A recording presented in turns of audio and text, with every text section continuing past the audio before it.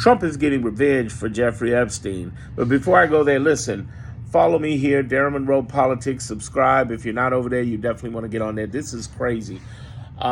Here's what he's done. He punished the prosecutor for Jeffrey Epstein's partner, Ghislaine Maxwell. So basically, she got 20 years, but the prosecutor is getting punished right now, right along with the prosecutors for, remember, Sam Bankman-Fried, the FTX guy, as well as there's still prosecutors who didn't resign in the prosecution of Eric Adams. The ones who did resign, which was 7 U.S. attorneys, 7 of them, first time ever. They said, we're out of here. We're not going to work a quid pro quo, whatever. But the people who did prosecute him, who were part of the prosecution team, was also placed on leave. So he basically placed 3 infamous cases, the people who were prosecuting them, on leave to get back at them. He's on a revenge tour. MAGA, how's that make you feel? I mean, he said he would release Epstein's files, and he didn't. In fact, they faked y'all. They said, oh, here they are, volume 1, and it's the same stuff that was from 10 years ago.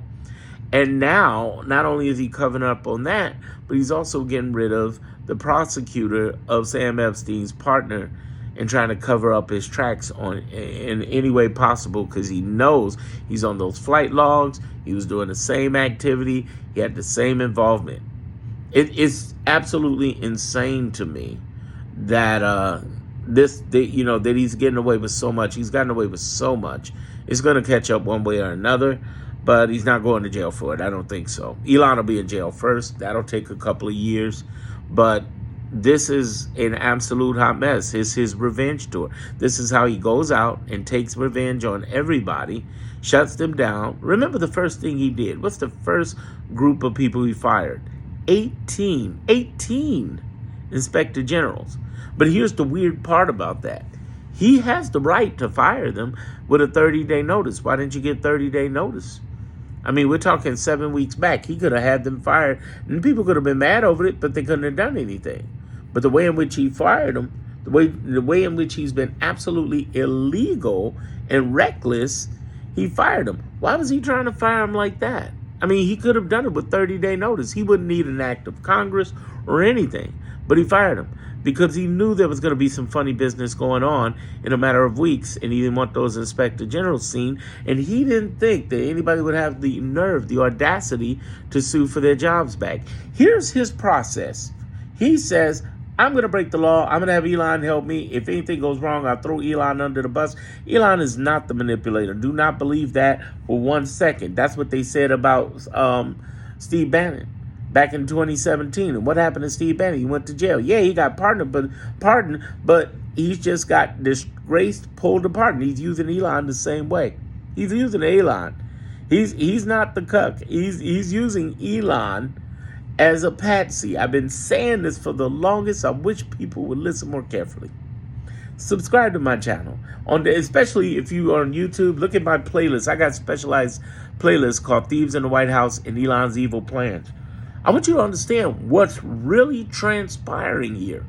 Is what he's doing is he's on a revenge tour, and he knows he's going to do the biggest grift on the face of the earth. I talk about this in Thieves in the White House, what Trump's real plan is, which is to get $100 billion plus himself out the White House. Possibly more. And he's going to use Elon as a patsy. And along the way, he's on a revenge tour. Who can I take out along the way? Who can I hurt? And that's why he's doing this to the prosecutors. He's also doing this to inspector generals. But here's where we're winning. His plan is this. His plan is, let me do this illegal stuff. Whoever sues, whether it's organizations, people, the attorney generals of across all the Democratic states and governors who have been a champion for us. And basically, out of 28, what happens is people sue, and the feds have been ruling for us. Out of 28 rulings, 27 times for us. So what he does, he takes it to the appeals court. So you got several cases in the appeals court, and if you can't get it a yes in the appeals court, he takes it to the Supreme Court.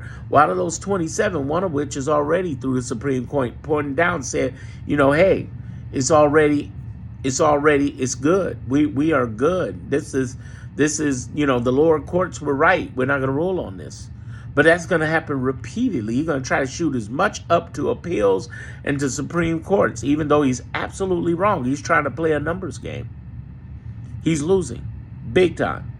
And doing this revenge tour only hurts himself. Now you're going to put federal prosecutors out of work. Who's going to hire them? Oh, I know some people. See, all the billionaires don't like Trump. All the billionaires aren't kissing his butt. Hey, the founder of LinkedIn. Hey, the founder of Craigslist, Craig Newmark. Hey, Mark Cuban. They could be hiring on the private end just to have all the investigations done and be able to line up the whistleblowers for when it's time to get them and when it's time to get Elon. It's going to be interesting. Subscribe to me for more on YouTube. Politics, you'll love it.